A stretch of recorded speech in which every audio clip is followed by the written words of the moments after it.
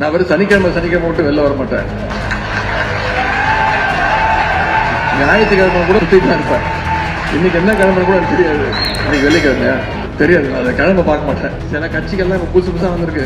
கொள்கைனா என்னன்னு கேட்கறான். அவனுக்கு என்னன்னு தெரியல. கொள்கைனா ஏதோ வந்தோம் விசில் அடிச்சோம் அப்படின்னு கிளம்புற மாதிரி இருக்காங்க. நாம வெறும் விசில் அடிக்கிறதுக்காக கூட்டம் கிடையாது. கை தட்டுறதுக்காக கூட்டம் கிடையாது. இது கொள்கை கூட்டம்.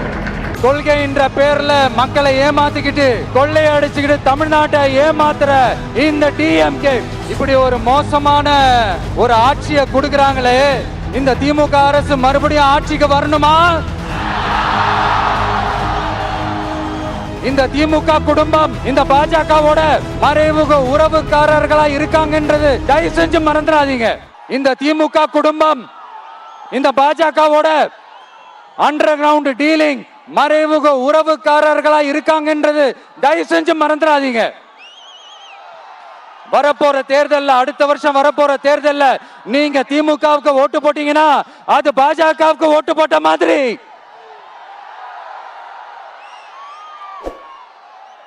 வெளியில அடிச்சுக்கிற மாதிரி அடிச்சுப்பாங்க, ஆனா உள்ளுக்குள்ள வேணாம் மக்களே, ஜாக்கிரதை, யோசிங்க.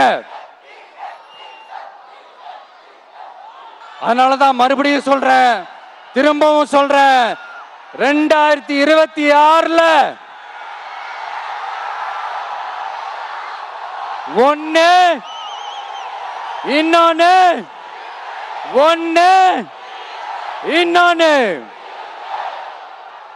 அதாவது ஒண்ணு மாபெரும் மக்கள் சக்தி கொண்ட எளியோரின் குரலா இருக்கிற களத்துல இருக்கிற டிவிக்கு, இன்னொன்னு கொள்கை என்ற பேர்ல மக்களை ஏமாத்திக்கிட்டு கொள்ளையடிச்சுக்கிட்டு தமிழ்நாட்டை ஏமாத்துற இந்த டிஎம்கே. இந்த ரெண்டு பேருக்கு நடுவுல தான்